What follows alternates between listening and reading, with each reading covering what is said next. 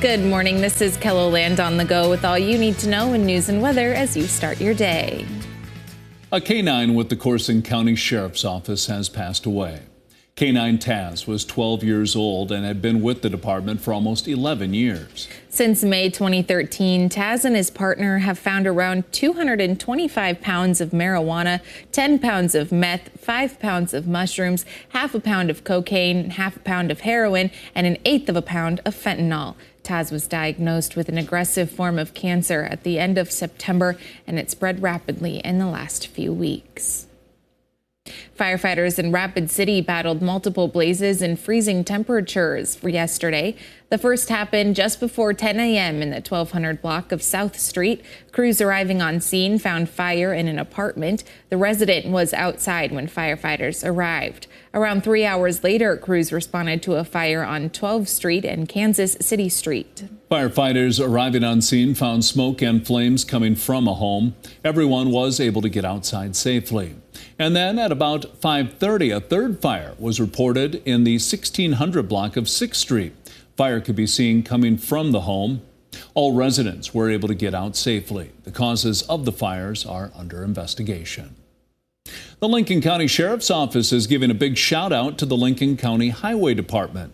A call came in just after 5:30 Sunday morning for a woman in labor in the southern part of the city and the county. The woman and her family couldn't leave for the hospital because their road was blown shut. A road grader with a V-plow helped deputies get to the home and then cleared a path in the driveway so the family could leave. Canton Police and state DOT plows also responded to help. Now let's get a check of our frigid forecast with meteorologist Scott Munn. Staying cold out there, Scott. Oh, cold this morning, cold this afternoon. Temperatures remaining below zero across eastern Kettleland today. I think we will have some of us return above zero in central South Dakota, and we are forecasting 6 for a high temperature in Rapid City. We continue with the dangerous wind chills, especially this morning across all of Kettleland. Wind chill values are in the minus 30s, minus 40s on occasion. And we are looking at next week to be warmer. We'll have more details on the Kettleland Live Doppler forecast coming up. Thank you, Scott. Cars left in the streets full of snow in Vermilion are posing hazards to the city residents and street snow crew. The streets are becoming more narrow due to the inability to properly clear them. The Vermilion Police Department encourages owners to remove their cars so snow removal crews can do their work more easily. The car shown in this photo has not moved since the last snowfall, and officers will begin ticketing and towing vehicles tomorrow. Officials are giving owners a few extra days to move their cars because of the extreme weather conditions. With the intense winter weather this week, the Sioux Falls School District is preparing their students for the possibility of a remote learning day tomorrow. On Thursday, the school district sent home the supplies students will need in case school gets canceled. And while the students may not be in the classroom, their workloads will be similar. And then by 9 o'clock in the morning, there will be information on the Canvas platform that they just need to make sure their student logs in sometime during the day and completes their work. While they are preparing for a snow day, that does not mean that it will happen. However, to protect the students' summer vacations, the school district is trying to keep traditional snow days to a minimum. Porter Williams has spent decades advocating and educating with his sculptures.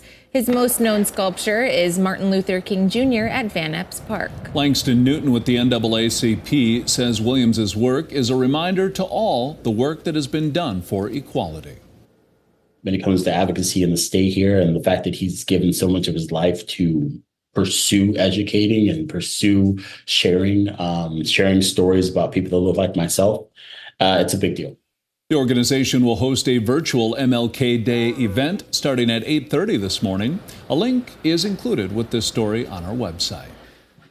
That's a look at some of our top stories. Now let's get one last look at your weather with meteorologist Scott Munn. Scott? All right, good morning, everybody. Wind chill warnings for this morning covering all of Kettleland with these numbers in the minus 20s, minus 30s, and minus 40s on occasion.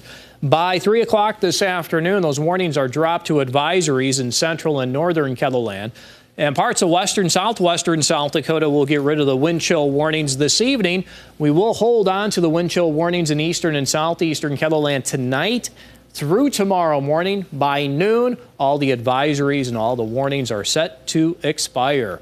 Now, in the meantime, it will remain cold. As we do take a look at our future wind chills for today, easily in the minus 20s, minus 30s, minus 40s. As we go into the later part of the afternoon, notice the minus 20s, minus 30s continuing. That will last through the overnight hours, greet you tomorrow morning, and then slowly improve as we go through the afternoon for tomorrow. Dry skies today. Should mention the winds, too. They'll be strong from the northwest, at least 15 to 30 miles per hour, an occasional higher gust. Areas of blowing snow looking likely. Adding new snow to things, maybe to Wednesday afternoon in western South Dakota. Everybody has a chance for new snow on Thursday. You do see that maybe around the noon hour across eastern Kettleland. I think it will be snowing by noon, western and central South Dakota, as it continues to snow during the afternoon and evening across the east and southeast.